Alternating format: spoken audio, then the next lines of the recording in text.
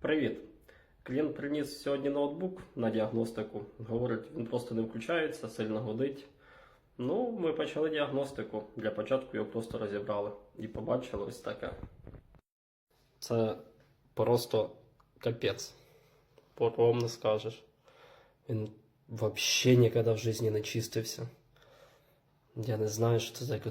Пиль, везде пиль, сумасшедша пиль. Понятне діло, що він включатися не буде. Подивіться. Мені взагалі кажеться, що тут, не знаю, таракани якісь живуть. Ужас. З цього всього можна зробити тільки один вивод. Треба вовремя чистити свої комп'ютера, ноутбуки. Іначе вони, як скажуть, просто не включаться і будуть сильно гудіти. На все добре.